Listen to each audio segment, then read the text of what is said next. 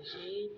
Je suis présidente de la plateforme associative Maison Active by Freedom Idungani. Je suis entrepreneur, CEO de plusieurs entreprises, d'où je suis invitée ici pour parler à ces femmes artistes de l'autonomisation de la femme. Alors, pourquoi est-il nécessaire aujourd'hui que la femme artiste puisse être autonome?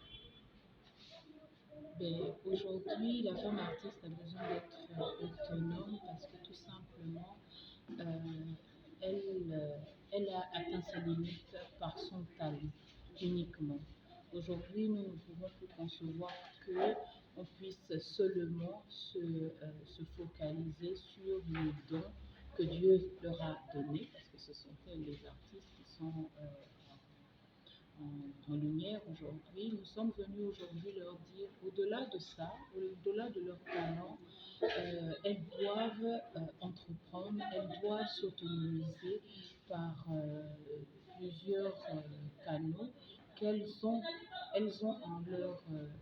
en leur arc et aujourd'hui elles peuvent posséder tous ces talents qui vont leur emmener à pouvoir s'autonomiser, mais en même temps se prendre en charge dans la production de l'œuvre de leur esprit. Parce que tout simplement, aujourd'hui, nous constatons qu'elles sont un peu marginalisées par le fait qu'elles n'ont pas de statut vraiment légalement reconnu.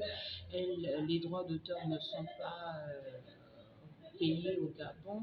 Et je félicite déjà le ministre de la Culture qui met l'accent sur cette question et je prie que cela aboutisse dans les plus brefs délais pour déjà les soutenir sur cet aspect.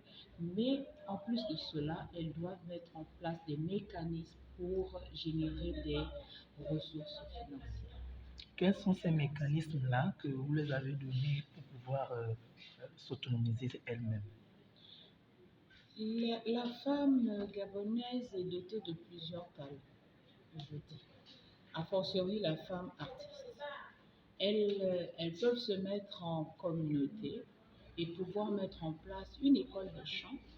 Elles peuvent se réunir en communauté par corps de métier, de spécialité spécialisée, créer une école de danse traditionnelle où on apprend à danser aux jeunes générations, où on apprend à chanter aux jeunes générations, où on apprend à utiliser un instrument aux jeunes générations. Leur talent, elles doivent le transmettre. Elles ont reçu gratuitement ce don, elles peuvent le donner, mais pas forcément gratuitement, elles doivent le faire rémunérer.